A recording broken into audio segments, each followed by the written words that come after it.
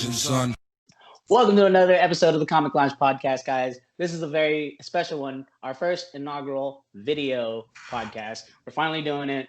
Office is done. We're friggin' doing all this, and me and Ryan are presentable enough to show our beautiful friggin' Greek god-like faces. That's right. Well, I show my face at least 3 times a week on this channel, but it's nice to finally have you on video with me.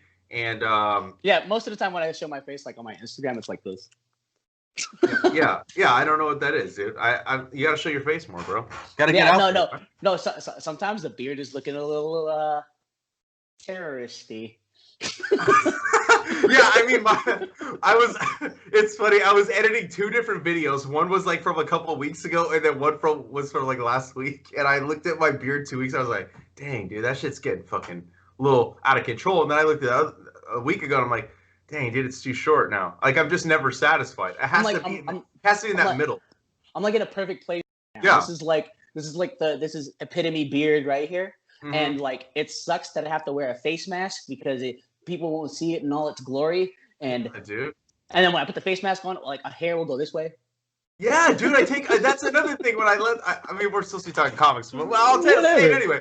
Fuck it. So when my beard gets too long too, the mask fucking feels like it's like tearing at my fucking beard too. You know, like throughout the day, and like it starts irritating it. So like that's the only reason I fucking even trim it down as short as I do, because I'm like, I need more time before I have to fucking do this again. But enough about beards. I don't think any of you guys came here to listen to us talk about our fucking beards. But nobody gave a fucking beard. That's what you're gonna get now that we're on video together. So yeah, we're just gonna talk about beards. Yeah, I use this great beard oil, by the way. Yeah. But yeah, I got a couple things to talk about. Our book for the week was Miss Marvel, Kamala Khan, Kamala Khan. Yes. Can I just say real quick before we go any further? We said Vol.1. Well, Mario let me borrow his omnibus. I couldn't put it fucking down.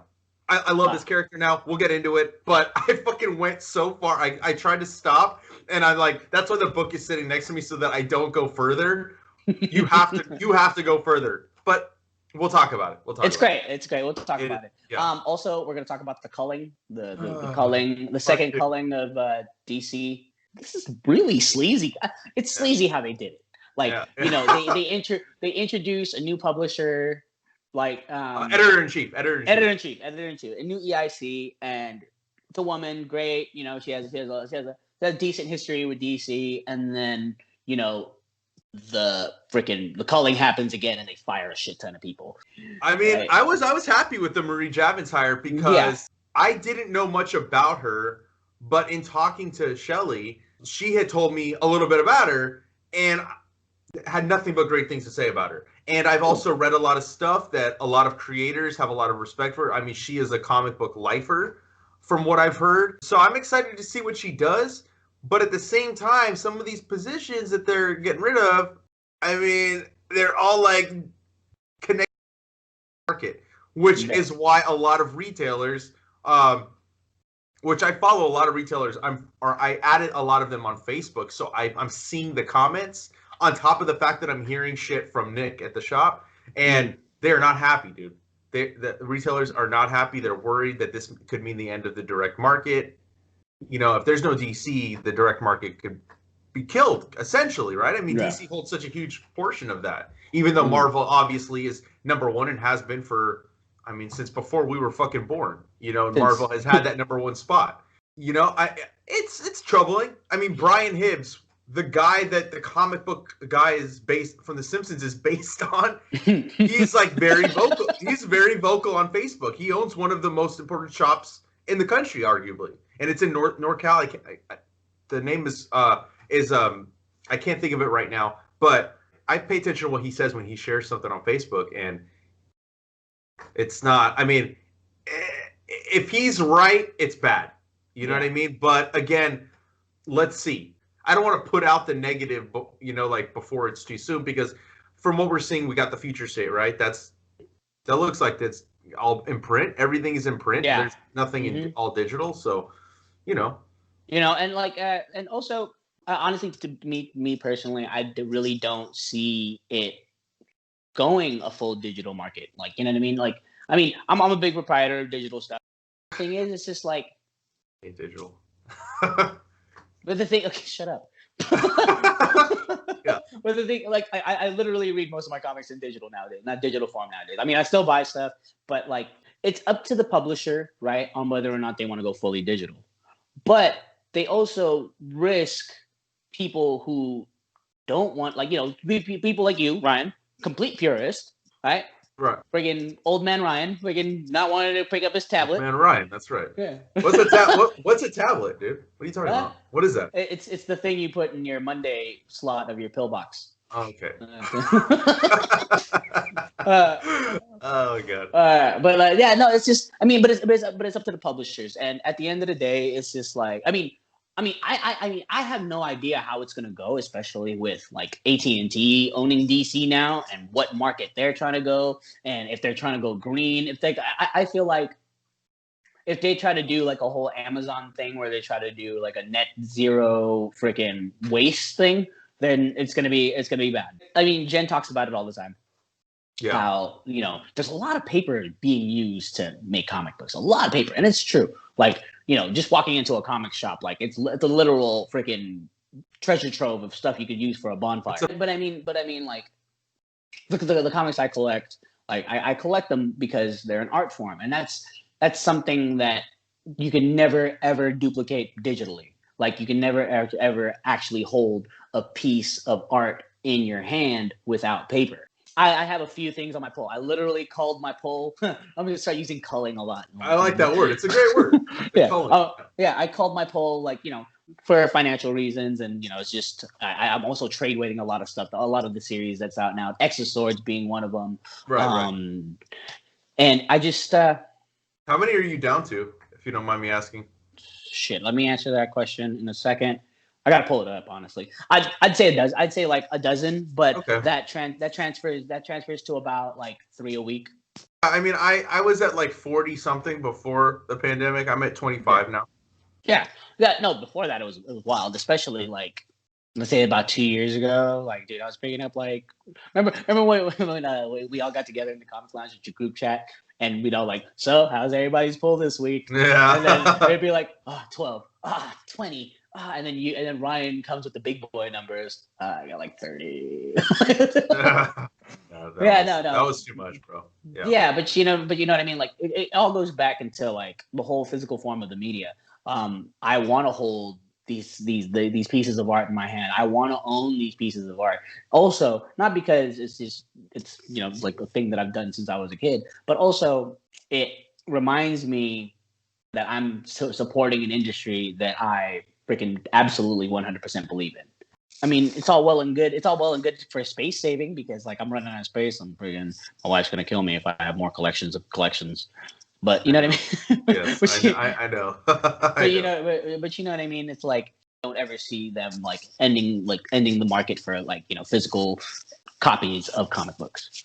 It's right. Just, I mean, I'm not saying even just physical copies altogether. I'm saying like single issues. If they stop the single issues and just do digital single issues and then trades, like they have to look. I get it on a financial reason, right? I get it for like saving the paper, but the problem is that there are still there's a huge faction of people that buy comics that are speculators and that buy them to make money. You take away the physical copy, you take away those people funneling money into the industry. Right? So if that's gone, then you're making less. You're assuming that the numbers you're having for people buying physical are going to translate to digital if that's the only way. I got news for you, DC. I won't fucking buy a digital comic. I just won't. I will wait. I can be patient if I have to be. You know what I mean? Like if I have to wait 6 months to read the next arc of a story, I'll wait. I don't care. I mean, look behind me. You see that? That's a fucking pile of books back there that's listed on eBay. And that's not even half of what I still kept. You know what I mean? So, like, I have probably, like, 20 short boxes of single issues. I have a bookshelf that's full, and then I could probably fill another 2 bookshelves if I had them. I just don't have the bookshelves or the space to put the bookshelves. But if DC decides to go that route, which is the single issues digital trades physical, I mean, I'll buy the physical trades, but like you're not gonna make back what you make. And if it's just simply to keep the copyright, like how you and I were talking about, I think a couple of weeks ago, with Nick. Remember when you were talking about like keeping stuff in print so that you can retain the copyright? Yeah. Like maybe that's what's more important to them. Maybe it's not so much making the money from the comics, but keeping the rights to them. Yeah. You know what I mean? Yeah. But it's a crazy thing though, because like do they not speak to retailers and like understand that speculators? I mean, we fucking hate them, but damn, they buy a lot of shit.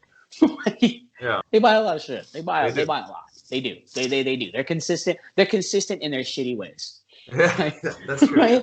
Let's talk about how much like let's take Last Ronin for instance, right?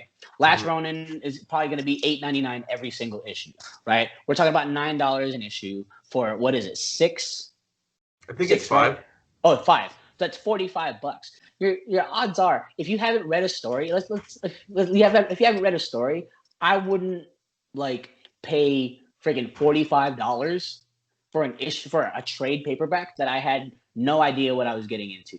You know what I mean? Right. Like, you know what I mean? Like that's why Image Volume 1s are so cheap. A lot of Image Volume 1s, they're roughly in the $12 to $9 range. Like that makes it easier to get into. But then when you go further on, like, you know, it goes back into the 15s and the 17s, right? Mm-hmm. But like I said, $45 for, let's say let's say you never read Last Ronin. Let's say like you had no idea about it and you were a casual reader.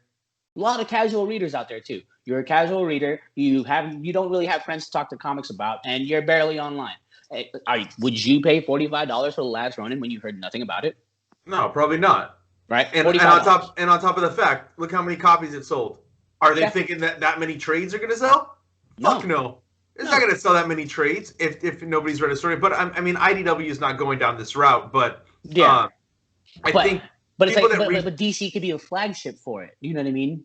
DC could be, DC's doing it. Let's give it a try. No. Right, but you can't compare Batman, Superman to like My Little Fucking Pony or G.I. Joe. You know what I mean? Like people aren't. Those comics don't sell the same numbers as those other characters. But you know, I don't want to project too much on it. I just like it's something to think about because like we could be seeing a dramatic shift in the industry, and I mean we'd be remiss if we didn't like bring it up. Definitely, you know, it's not just about the fact that they're firing these people. It's like, well, what is that going to lead to? Because are these positions going to be filled, or are they just like getting rid of them altogether? And I think they're just getting rid of them altogether. That's what it's feeling like. I mean, you had 2 people that cumulatively had almost 60 years with the company, relocated to LA from New York with the company. Bye. You know, it's like, well, fuck, dude, that's crazy. You know? Yeah. I mean, maybe DC. I guess DC's hiring, so maybe I should go over there. I don't know. I mean, no, but like, but it also brings up the point too. It's like how much of this is coming from the DC heads, and how much of it is coming from the AT&T heads and Warner Brothers. You know what I mean? You know, like with how freaking crippled so many industries under the umbrella of freaking AT&T is being crippled right now. Like. DC can't be the only one that's facing a culling. I mean, only time will tell. Yeah. Like the thing is, like DC definitely has a Future State coming out, and like the general consensus for Future State, aside from like freaking comic gators getting mad and freaking old heads getting mad about new freaking characters taking over old mantles, like the general consensus is that people are pretty excited about it. I'm pretty excited about it. Not gonna lie. Yeah, I mean, I was. Like, I was so close to clicking sub to all Future State. I was like, what was that? Like, why would you do that? That's ridiculous. You don't need all of those fucking books, number 1. Number 2, if you really want to read them, get the fucking trade, because you know there's going to be, like, book 1 Future State, book 2 Future State, or it's going to be, like, all the Batman Future State titles, all the Superman-related Future State, stuff like that. So, I probably will read all of them, because, especially, like... I mean, I work at a shop, and barring some unforeseen circumstances, like, I'll be there, and I have the privilege of being able to read everything as it comes out. So I will read every single one of those books.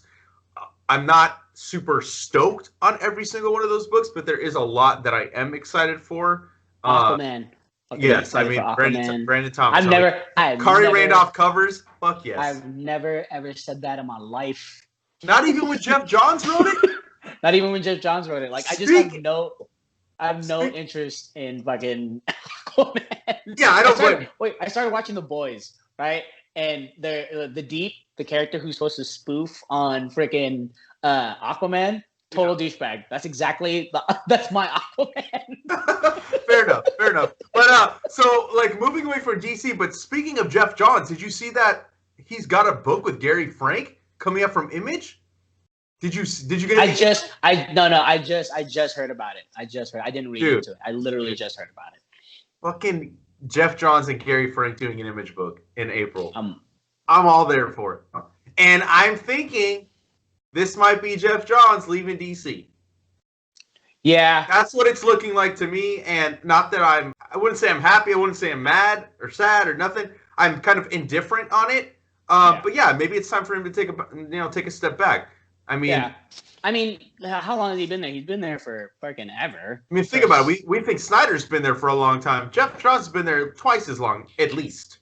Yeah, and the comic's called Geiger, by the way, for anybody. Yeah, Geiger. Thing. But 2021. Jeff Johns and Gary Frank. Yeah, it doesn't give away too much information, but you don't really need to tell me too much. Jeff Johns and Gary Frank doing something that's not copying Alan Moore, I'm cool with that, dude. You know, so you know what I mean? Like, I can read it without feeling bad about it. So yeah. I mean, I love Jeff Johns. But yeah, like as far as that goes, I feel like Image, IDW, Boom, especially like there's like a surge in all these independent indie labels, indie publishers. And it's great because like I see a couple customers who are like, strictly Marvel, strictly DC, right? And then all of a sudden they're picking up Seven Secrets. All of a sudden they're picking up freaking Department of Truth. It's great. I love that, these big two writers and big two writers. Let's be real here. Big two writers are the ones that.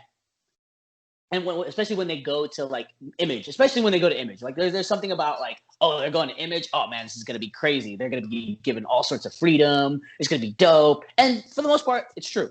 They're given a lot of freedom. Whether or not that freedom is good, but that still pulls people away to read all these all the independent stuff because like, I mean, we talk about it all the time. Indie by far has to be some of the best story writing ever. Indie stuff. Yeah. Indie stuff. They just get away with so much, but it's not like a lot of it's not even shock value stuff. But like this Jeff Johns, I hope Jeff Johns takes some fans with him and bring them over to Image and let them know. You know what I mean? Especially with like all the stuff that Image has planned out for coming up for next year. Like, dude, did you see that freaking Nirvana freaking yes, I love dude, Deadly Class, I'm telling you, I love that series. It's been one of my favorite series since probably the first issue. I don't know how anybody could have picked up that first issue and not loved it. Like when Nick was telling me about a customer we have that read the first issue and then didn't go further with it, and then was like, "Oh man, I should have listened to you." It's like, "Well, yeah, you should have." Like, how did you not like that first issue? I thought the first issue was phenomenal, and I'm very excited to see the time jump. Like I had no idea it was coming. I mean, I'm all caught up. I'm all caught up. So I have every single issue. I have all the issues, because I think I picked it up the week number 1 came out, and I saw that cover, and I was like, dang, that looks really fucking dope. And then I read the back or something, or I think I looked it up to see what it was about, and then I bought that. I bought Black Science, and Deadly Class I like better. And it's just insane. We've talked about this. The book is it's crazy. Let's run back to The Boys. I just started watching The Boys. You should watch it. It's okay. It's I haven't really seen good. I haven't seen season 1. It's really no. I just started watching. I'm like my wife was like, babe, we should watch this. My friend told me it was good. I just looked at her like, I've been telling you we should have watched this like a year ago. Yeah. Like, are you serious, right? And then we started watching it. We literally watched like 4 episodes straight yesterday. And it's really, really freaking class, dude. It's okay. It's good. Did you watch Mandalorian yet? No. Watch it. Watch it. So next week we can talk about it. At least watch the first 3 because I probably won't watch episode 4 until next Saturday. Saturdays are when I'm gonna watch it just because I'll have quiet in the house, you know. But dude, Saturdays are Ryan time. Saturdays are Ryan. It's Ryan time. Let's talk about Kamala though. Yeah, dude.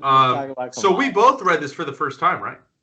Actually, no. This is like my second time reading this volume. It's my second time reading this volume. Oh, I thought you hadn't read it before. No, I have. All right. Yeah. All right. Well, let me start then. Please. I think saying pleasantly surprised would be discounting the story or thinking that it wasn't good. But first off, let me read the credits. Sure. So G. Willow Wilson is the writer. Artist is Adrian Alphona. And then Ian Herring. On color, Joe Caramagna. Letter. And the editor is Sana Amanat. And I don't know why I didn't pick it up ever. I don't think it was like purposely. I think it was coming out. I think with it was the all new, all different wave. It was coming with the all new, all different wave. This is like when like Ironheart came out. This is when Lady Thor, Jane Foster Thor was happening. This is when all new, all different Wolverine was happening. This is when Totally Awesome Hulk was happening. Like all these things were happening. This is when like all the mantles were getting taken over by different people, and a lot of people weren't happy about it.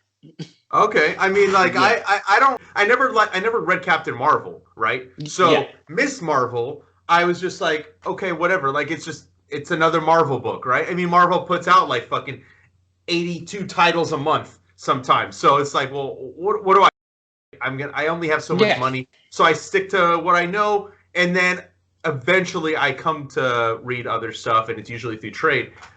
It took me a very long time to read this. Mario had talked about it with me. He was at the shop. I was about to bring Vol.1 home, the trade. And I think you and I had talked about doing the episode of the podcast at this point.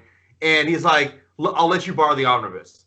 And thank God he did.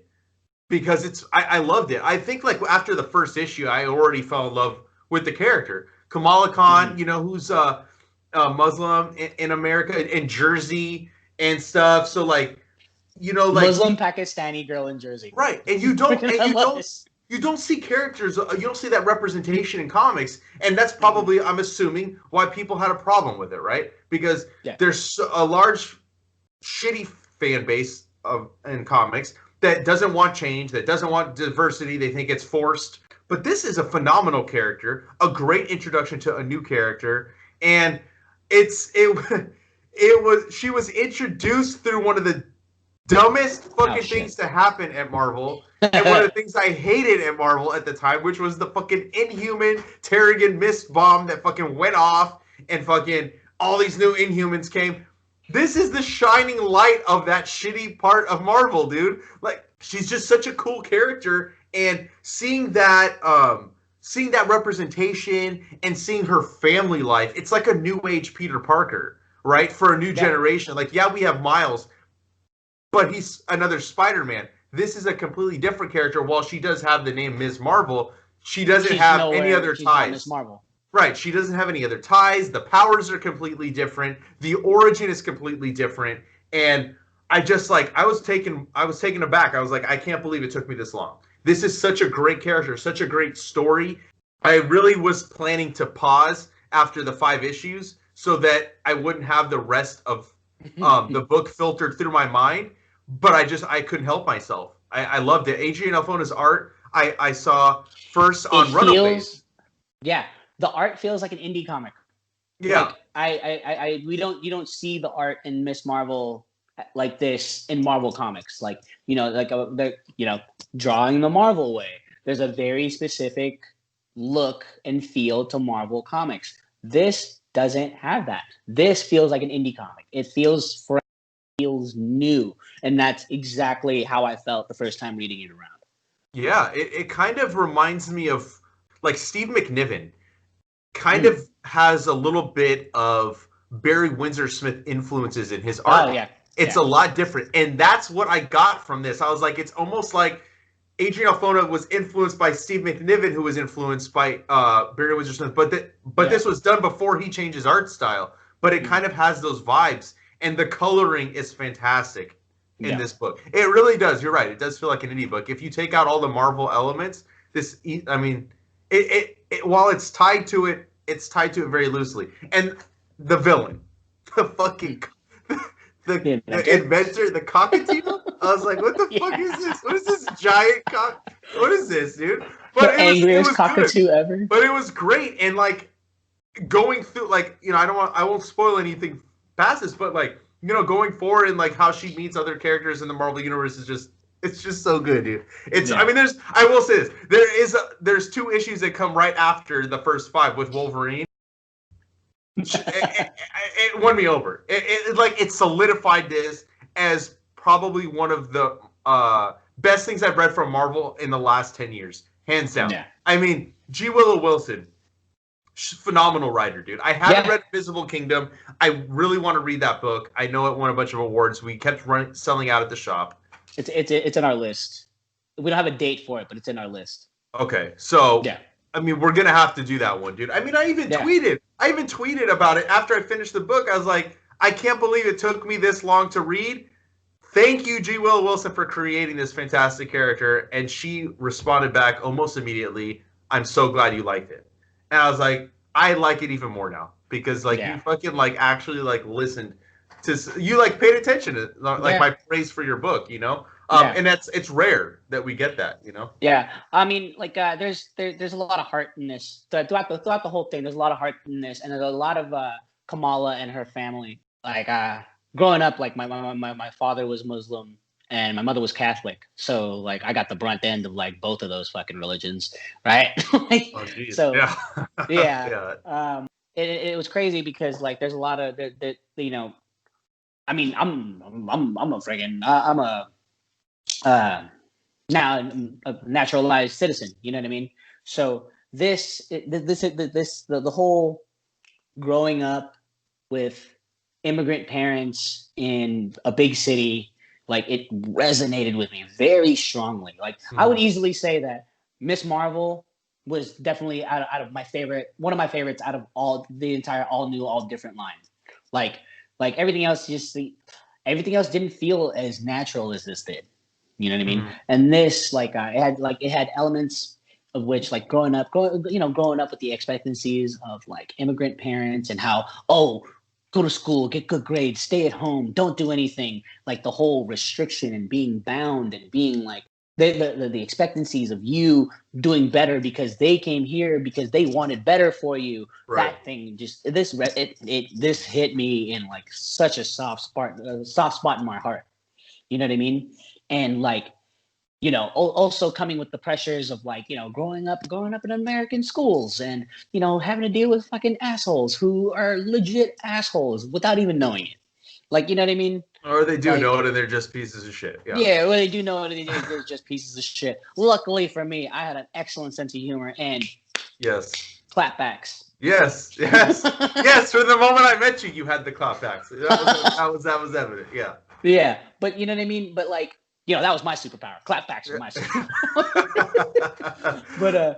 But like, you know, like how honest this is. Like, you know, how honest this is with like, you know, trying to be good, literally be good. Being good is not something you are, it's something you do, right? So do good. And like this, you know, I'm glad that when they put Kamal Khan in the Avengers game, they took a lot of elements from that into the video game and honestly, it made her character more lovable for me.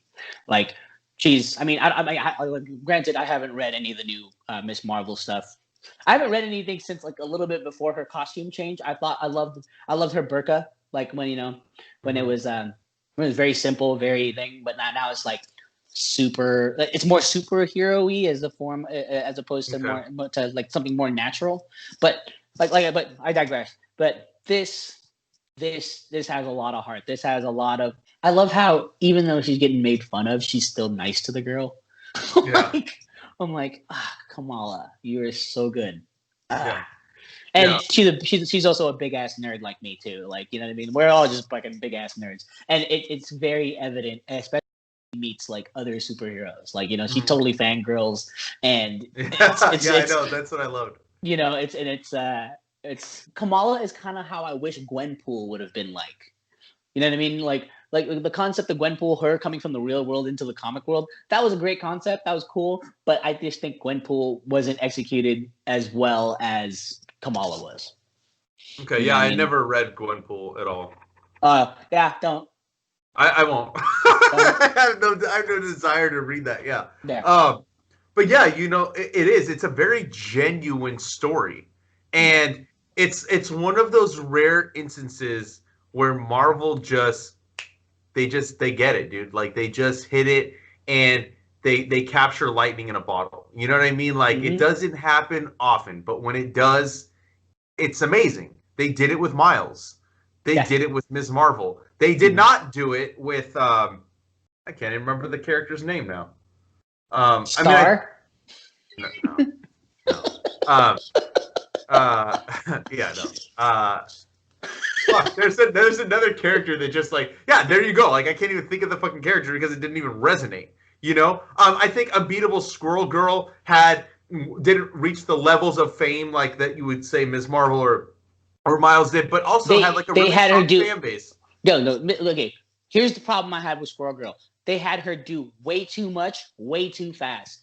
First time I ever encountered Squirrel Girl was in Daniel Way's Deadpool when she was part of the Great Lakes Avengers. Oh yeah. I thought it was absolutely ridiculous, but I loved her. And I'm glad. I was very happy to find out that the Unbeatable Squirrel Girl got her own run, right? Yeah. And it started off great, but then somewhere along the lines, it was just like it started like, first off, Squirrel Girl beat Thanos, bro. Squirrel Girl beat Thanos with squirrels. Yeah, that's ridiculous. That's out of control. Like, even for a comic book, that's ridiculous. Yeah. Yeah. I mean, I liked her when she was the babysitter for Luke Cage and Jessica Jones' baby in the Avengers run. I thought that was kind of cool. But yeah, like you're gonna love her. You're gonna love her in All New, All Different Wolverine. Yeah, I can't wait to read that book. That's another character that, you know, like I think there was more of a longer life for that character before like the magic happened with All New Wolverine when Tom Taylor took over. But Miss Marvel, just like, it's easy to see why she resonated. Like you're sharing your experience within yourself and how you were able to relate to the book. And I'm sure that, I mean, I know G. Willow Wilson is also Muslim, if I'm correct, right? So the fact that she's Muslim too, I'm sure she's like being able to relate that into her own story too. Because like, right before this, I looked it up, and you know, she converted to Islam after spending some time in Egypt. And you know, she's a journalist also, and I think that also really helps the experience of Kamala living in Jersey, right? Being Muslim, especially in a time that, even though we're a few years removed from it, there's still a lot of racism towards Muslim people, right? It doesn't matter, like, you could have grown up with that person, but after, you know, the events of 9/11, people decided to become racist, more so than they may have been before. And, you know, while it doesn't touch too much on the racism in here, it is cool to be able to see that lifestyle be portrayed in a comic book. I've never seen it before. I have never. I mean, please point me to a comic book. Anybody listening, throw it in the comments. If there's a comic book where the Muslim lifestyle has been, or the life experience has been put into comic books, it hasn't. And I think that you're able to, and I talk about this with diversity in comic books, representation. You are going to reach a new audience through a book like Miss Marvel, that where, you know, like there's that image, right, of the little boy and the little girl pointing up at the Black Panther poster. Yeah. You know what I mean? At Black Panther and Shuri, saying that's me. You know, and that's a beautiful image. And then there's little girls, little boys, whatever that you know are Muslim, that can look to, and they can see their own life represented in a Marvel comic. DC, where you at, dude? Like, I haven't seen it. I'm a very big proprietor in representation. Period. Just recently, Disney put out a holiday commercial, holiday ad, where it was totally 100% Filipino. And I'm not gonna lie to you, I fucking teared up. It made me miss my grandma. It was just being able to like bring that out, just even within an adult, a grown ass man, 35 years in, like representation is just such a powerful thing. Like, Black Panther did it. Like, I got into a conversation with somebody, and he had recently went to Israel on birthright, right? And he came back, and he was talking about it, which is all well and good. Good for you. That's excellent. I love that. And then we started talking about X-Men, right? And he was like, "Oh yeah, like in Marauders or Giant Size X-Men or something. They had Magneto eating shellfish, and that's not kosher." And he was getting mad. He was literally getting mad, right? Legitimately getting angry that Magneto ate shellfish. And then I simply told him, he's a comic book fan too, so he knows his shit well enough. And like I told him, name all the Jewish characters in the Marvel universe, and he started going, Kitty Pryde, Magneto, possibly Spider-Man. He started saying all these things. I'm like, all right, aside from Wave, name me a Filipino character. He couldn't say anything. I was like, dude, you have representation all over the place. So what if it's inaccurate? At least you got somebody. At least you got multiple peoples. Representation is a very powerful thing, and I feel like the readership, not only for younger readers, but also for parents too. Like, there's like Miss Marvel. Like, I feel like a Miss Marvel YA book would be fantastic. Yes. I feel like I feel like Shuri YA book would be fantastic. Yep. Same thing with America. Like, I mean, if they executed America better, like, I think she would be a shining light in the Marvel universe. It's so much representation in one character. It's crazy. Yeah, I mean, I just read her for the first time in Young Avengers, the one by Kieran Gillen. Yeah, that book is fantastic, dude. Talk about representation, dude. They got it all in that in that book, dude. And I think it's very important. I know, like, you can say the same thing to me, like, oh, you're white, you're represented, and that's true. But it doesn't mean that I don't want to see it for everybody. You know what I mean? Like, I want diversity because I don't want to look in every single page. All it is white people in the book. You know what I mean? Because that's not a reflection of life. That's not a reflection of the world I live in.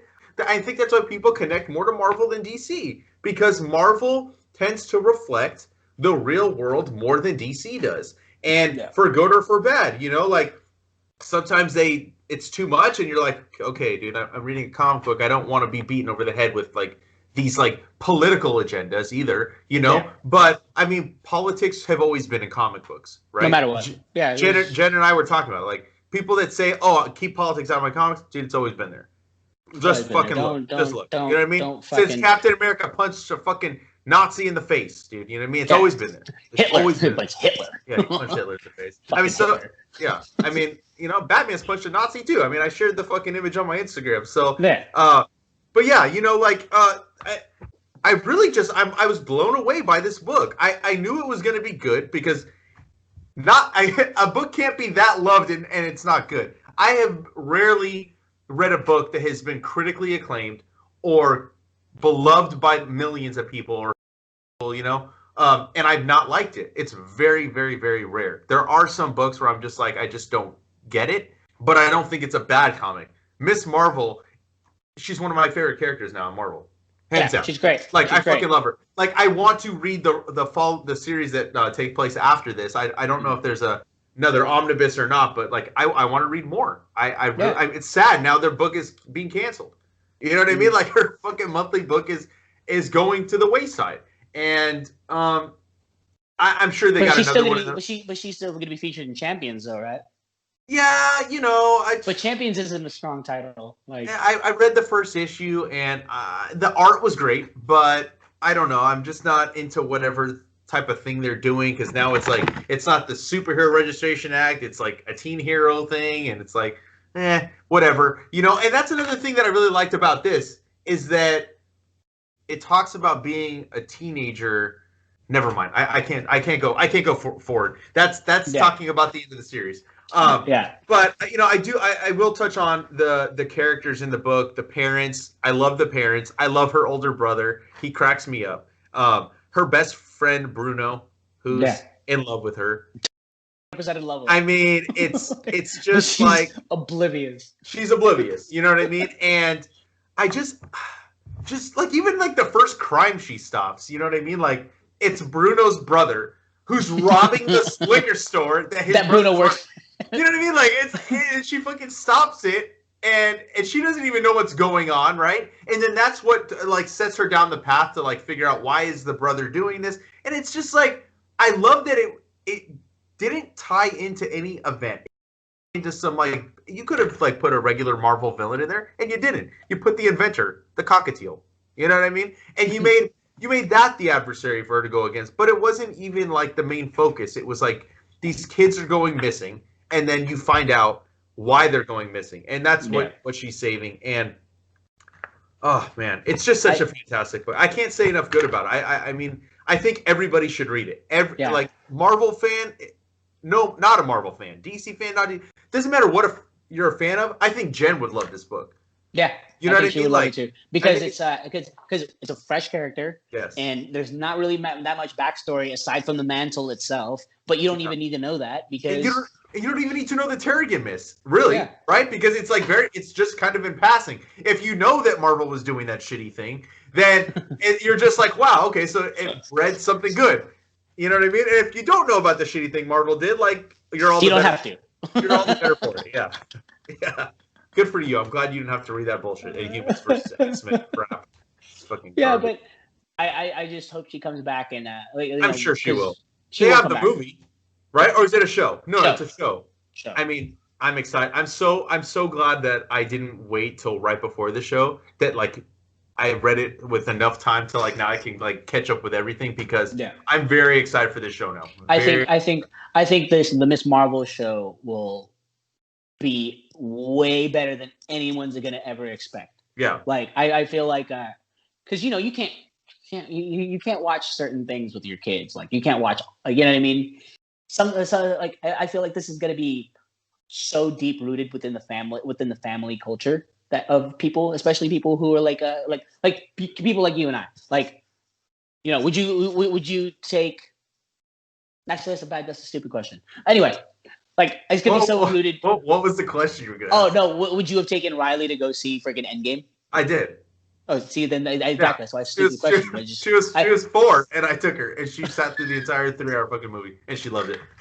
She's seen all the Marvel movies. Yeah, I mean, it's not whatever, dude. You know what I mean? Like, if she fucking goes to the news on accident, she'll see worse shit than what you saw in an Avengers movie. I mean, I think kids are so desensitized to not just violence, but like just the crap that's going on in the world because it's on TV everywhere. It is everywhere now, you know. Yeah. But I'll continue because I think I know where you're going with this. Yeah, but I think that this will be very tied into like family roots of things, and it like and it's the universal things about family. It's about being there. It's about loving each other. It's about like doing the right thing, and it's about lessons learned from your elders. It's like, you know what I mean. There's so many key family elements stuff in this that I feel like this will resonate with a larger audience than I think Moon Knight would. You know what I mean? Yeah.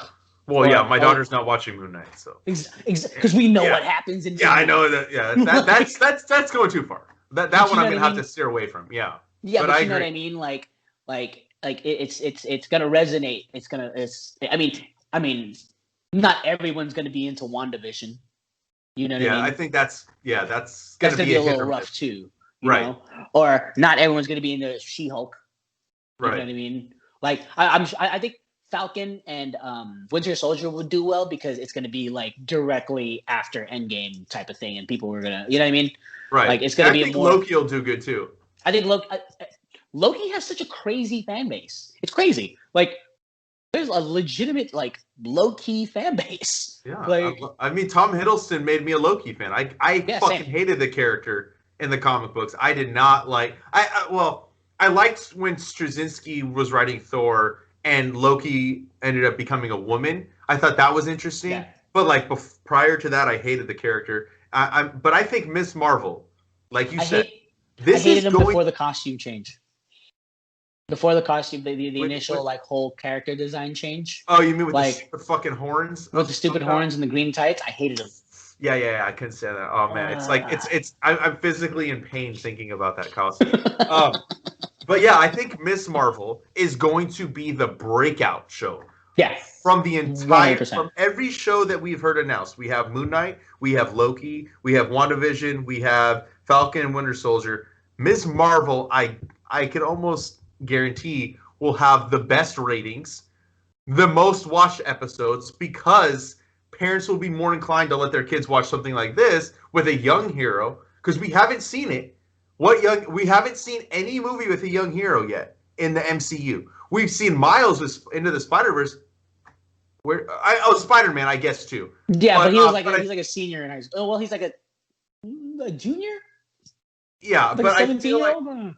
But I mean, like your first female young hero. It's different. I think it's going to have the same effect Guardians of the Galaxy had. Yeah. When nobody expected that thing to do shit. You know, people are like, who the fuck are the Guardians of the Galaxy? I kind of knew, but I vaguely knew. I think I knew him from the Annihilation. Didn't know anything about the Guardians. I knew about Yondu Udanta. That's it. But it wasn't even about that particular set of Guardians of the Galaxy. So, right. Like, yeah, dude, and look what happened. Yeah. That's like one of the most beloved Marvel movies. People love that shit. You know what I mean? There's going to be a third one. The third one would have happened if Disney didn't fire James Gunn and then rehired him. So, yeah, Ms. Marvel, there's really not much else I could say. Now we're going into like the show and stuff. That just shows you the power of this character that hasn't even been around for more than 10 years. Dude, it's only been 6. 2014? Oh, wow. See, like, and it feels like it's been longer. So 6 years and she's in a video game, an Avengers video game, no less. She's been an Avenger in the comic books. She's now going to have her own live-action show on Disney Plus, and the comics are phenomenal. There's also the little animated shorts that they have on Disney Plus featuring. I haven't seen those. Yeah, no, I haven't seen them either. I just scroll through them because Yeah. There's only one cartoon I'm watching from Marvel, and that's the X-Men. And Spider-Man. Exactly, dude. But hey, did you see that? Hold on. Did you see that trailer that they did? The X-Men trailer, the cartoon trailer on Disney Plus for the cartoon. Look it up. Just look up X-Men trailer from Disney Plus. It's epic, dude. They made a cartoon from our childhood even more epic than it probably felt as kids. It's insane. I'm looking it up right now. Yeah, it's crazy, dude. It's so good. I was talking about it at the shop with customers too. Look this shit up. You're gonna get my reaction video for this shit now. Oh, nice, dude, nice. It just came out. Yeah, it's recent. The world tonight is in the grip of a terrible crisis. Fuck you, Senator Kelly. Unfortunate mistakes of nature are running wild. How could you register her with that mutant control agency as if she were some sort of criminal? Dope. Yes. All of us here are mutants, like yourself. That's literally the sound I hear every time I read Snicket. Yeah, of course. If you hear any other sound, you're not an X-Men fan.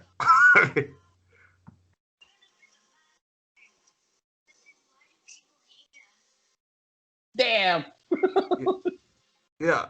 This fucking comic book series, this show is just like way beyond its time, dude. I know, but doesn't it make it like it's so epic, dude? It is just so epic.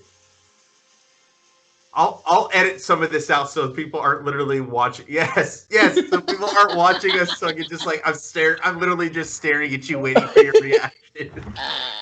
Does it? It looks dope. It's dope, dude. It's great. Like they literally spent money to make a dope trailer of a fucking old cartoon. Of a cartoon that friggin' everyone already loves. Yes, dude. Oh my god, yeah. So, back at Miss Marvel, everybody, fantastic comic book. Go check it out.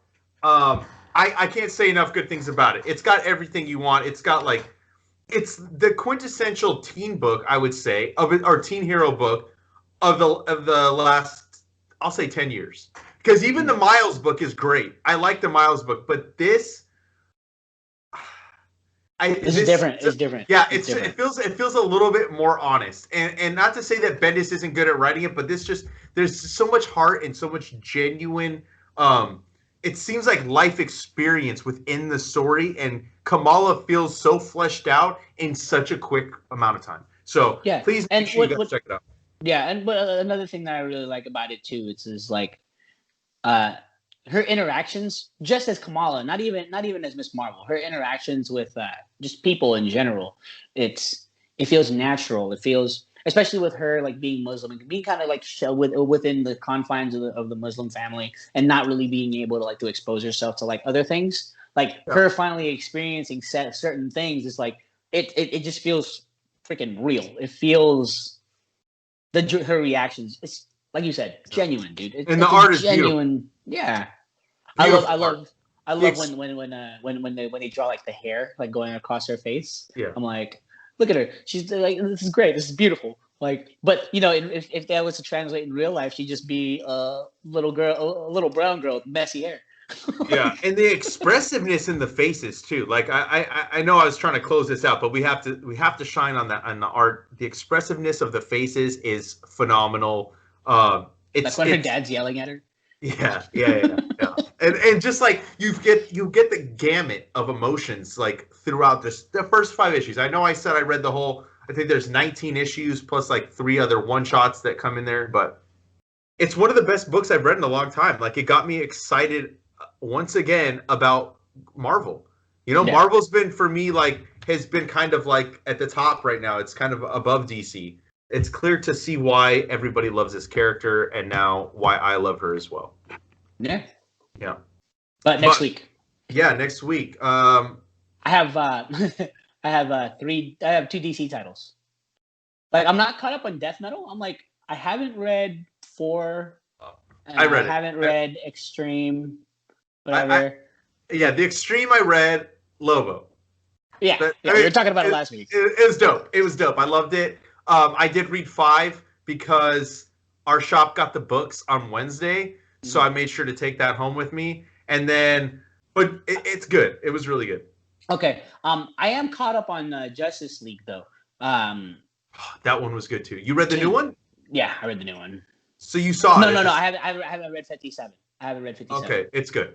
Yeah. No. I'm caught up on Justice League. I'm just not caught up on like the main Metal story arc and like the Lobo story. Yeah, like it's literally that, and then I'm getting the Paper Girls Deluxe Edition 3 hardcover. Nice. Yeah, I think for me, so I already I only have 4 books out this week. I already read Metal. I did read Justice League. That one is not on my pull. I was just reading it. But Amazing Spider-Man's coming out, which I've actually been kind of enjoying. A new issue of Immortal Hulk, which I can't wait for. Oh, is that Immortal Hulk? Oh, I gotta catch up. Yeah, catch up. And then we'll talk about this next week because I mean we're running kind of long right now, but you have been catching up on Venom. The new issue of Venom drops this week as well. So we forgot to talk about that. Let me say something real quick. Yeah, say something. This is something I told Ryan, so I'm going to tell you guys. With the way Null made his entrance in the Venom run, how pretty dope it was pretty fucking dope. I can understand the hype behind the whole King of Black thing now because a lot of people are super excited for it. Me, I just But after reading it, I'm trying to get through it all the way before King of Black starts. So hopefully that'll happen. Yeah, you should be able to because you did it with. I mean, you caught up on Daredevil and almost with all of Immortal Hulk, and I'm pretty sure combined that's about 30 issues, and issue 30 of Venom is dropping. No, that's like 40 issues because I'm like on 20. Like I'm completely caught up with Daredevil. That's 23, and then for Immortal Hulk, I think I'm like 31. So that's like 50. That's like 50. That's like 54 issues. So like I think where's Venom? Venom's at like something. 30 is out on Wednesday. Yeah. See 30. So yeah, I could probably catch up. I'm already 5 issues in. So nice. Yeah. I mean, I know I talk about Donald too much. Kate's that is. But Venom has been strong since the beginning. I will say that. The only reason that I'm probably going to end up selling the singles I have is because I sold off 1 through 24, and then I started picking it back up again because I wanted to read it. But I mean, it's been solid the whole time. Absolute Carnage. The first issue was great, and then he didn't stick the landing on that. I don't know if you read that. Did you read Absolute Carnage? Now you want to talk about characters who have no interest in Carnage, like okay. I read Carnage USA because strictly because Clayton Crane did the art. I mean, of course, right. Like read Absolute Carnage, you'll like it. Read it. Once you get to the point where Venom ties into Absolute Carnage, then make sure you're reading it back and forth so it doesn't ruin it for yourself. Because it's written by Kate, so it's heavily back and forth. And even I think the real ending of Absolute Carnage takes place in Venom, which is what my issue was. I was like, for people that are just picking up the miniseries that like don't read the ongoing, you really should have had this in that issue. But I mean, whatever. That's just me being an annoying comic book fan and wanting things my way because I know better. You're because you're being comic book guy from the sense. Yeah. I mean, I know worst crossover ever. Yeah, I mean, I know better than Donald Cates. Come on, bro. Probably, I think I've been alive longer than him. Maybe I don't know. Maybe he's younger than me. So I feel like Donny Cates is like 25. I mean, he acts like he's 25. All right, that's enough. I don't need to bash the dude. So yeah, that's all I got. I think that's it. I'm good. And then next week we Wait. Did you read the second issue of Rorschach? Didn't read the first one. So won't be reading the second one. Yeah. I won't be reading that book. Come on, bro. Tom King, dude. I don't know. You need to stay away from fucking. You need to stay away from Alan Moore's characters. I think everybody needs to stay the fuck away from Alan Moore's characters. Please, just let them be what they were, and call it a day. Yeah. I'm sure the art's great. I love the artist, but I won't read the book. I have I don't have it. Nah. That checks out. Yeah, I mean, some people are loving it. I just don't have the desire. It's not. I never was like, oh man, I want to read a Rorschach book. It's just no. I'd rather read a question book. Tom King, why didn't you just do a fucking question title instead of Rorschach? You know what I mean? But whatever. Again, I'm being an annoying comic book fan. So worst Rorschach ever. Yeah. Yeah, but next week we are returning with Fables, 1001 Nights of Snowfall, 7 and 8. We're gonna start combining the trades much in the same way that the deluxe editions are collected. That way we can kind of get through it faster. It's not going to take us a year. Yeah, and also so that we have more variety on the channel, because otherwise we were doing it every other week was Fables. So this way we're just combining it. That way we're covering more stuff. And I believe Nick will be joining us on that one. Hopefully he can coif his hair good for the video. Is immaculate Filipino coif? It's I think it's immaculate, dude. Yeah, it's like Jimmy Johnson on the one of the NFL announcers. It's like he wakes up, his hair is like a fucking helmet. It's like Steve Harvey when he had hair. I was like freaking perfect all the time, dude. Yeah. Like maybe Nick will wear his April O'Neil outfit too. I don't know. We'll see. I sent him a picture. What did he say? Fucking typical Nick fashion. Nice. That's it. That's all he said. Nice. Oh, what an Oh well. All right. Well, I'll tell him. You're supposed to feed into my humor. Yeah. Nick. Come on, dude. All right, but yeah, next week, and I think Nick will be joining us. If he doesn't join us, it'll be us. Either way, we're talking Fables. And if you're not following us, make sure you follow us on Facebook, Twitter, and Instagram at The Comic Lounge. You can follow Dylan at the Dillbot on Instagram.